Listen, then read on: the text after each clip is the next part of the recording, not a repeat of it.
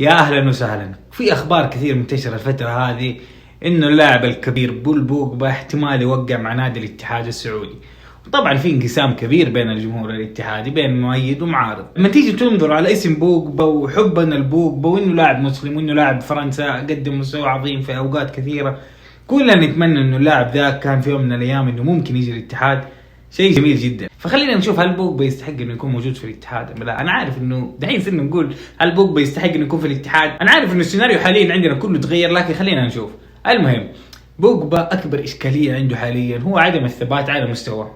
انسان مزاجي جدا، في حال انه كان مهتم في الملعب وداخل الملعب ودماغه كلها في الكوره وكذا يقدم مستوى عظيم جدا، لكن قدم لك 5 مباريات كويسه، بعدين يختفي لك شهر ويرجع يقدم لك مباراتين مره ممتاز، تقول يا اخي ذا اللاعب اقسم بالله افضل لاعب وسط في العالم، شوي يرجع يقدم لك مستوى يكرهك فيه. هذا كوم، وفي كوم ثاني هو اكبر كوم، عشان كذا جمهور الاتحاد بعضهم ما يبغوه. خليني اقول لكم عن بوجبا حاليا. بوجبا حاليا بيلعب في نادي يوفنتوس الايطالي. بوجبا يا جماعه الخير راح نادي يوفنتوس الايطالي متى قولوا لي متى؟ السنه الماضيه. لعب معهم كم مباراه، سجل كم هدف؟ خمن دقيقه. ما جات في بالك؟ اللاعب ما سجل ولا هدف، هذا مبدئيا. ثاني شيء ما لعب غير 21 دقيقه بس في الموسم كله، ما لعب غير 21 دقيقه. والسنه الماضيه كان برضه مصاب، يعني حتى في منتخب فرنسا ما استدعى انه برضه مصاب. فاللاعب اصاباته كثيره. اللاعب تقريبا في كل موسم بيلعب 18 مباراه 14 مباراه، حتى مع مانشستر يونايتد كان نفس الشيء. فذا الشيء مخوف جمهور الاتحاد، لانه كانتي برضه عنده مشكله الاصابات، فيقوم يجيك بوجبا. فلما يجي كانتي مع بوجبا وهم الاثنين عندهم ميزه جدا جميله ان هم يعشقوا الاصابات. يعني عندك كانتي كل سنه لازم يتصاب شويه، لكن بوجبا انا اشوف يعني ليفل عالي. بوجبا تقريبا غاب يقول لك 300 يوم، ولما رجع في اول مباراه مع يوفنتوس اتصاب وغاب موسم كامل.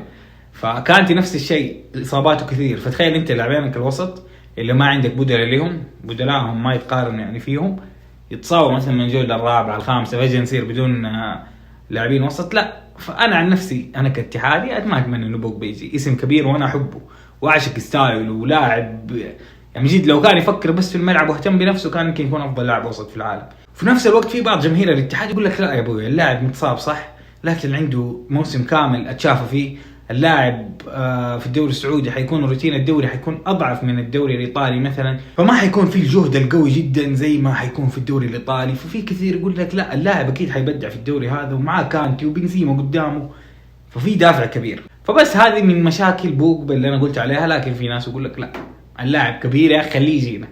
انا احبه، لو جانا حفرح فيه، لكن الاتحاد برضه محتاج لاعبين مهمين ومساعدين في المنظومه، وما نبغى بس اسامي كبيره ممكن ما تقدم شيء. طبعا اليوم في صحفي مشهور في نادي يوفنتوس قال انه بوجبا راح جدة عشان الاتحاد، وبرضه في اعلام يسوي معاه لقاء في السناب شات قال له حتلعب في الدوري السعودي، قال اليوم ما حلعب لكن بكره. في الختام جاء بوجبا او ما جاء، الاتحاد برضه محتاج تدعيمات، ما عندنا دفاع حاليا.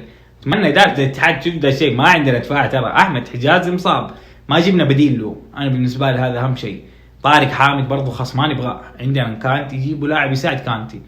خلينا نشوف ايش حيصير. فسؤال لك عزيزي الاتحادي، هل تتمنى توقيع بوجبا لنادي الاتحاد ام لا؟ اكتبوا لي بالتعليقات، وشكرا لكم. اسف طولت عليكم ومع السلامه.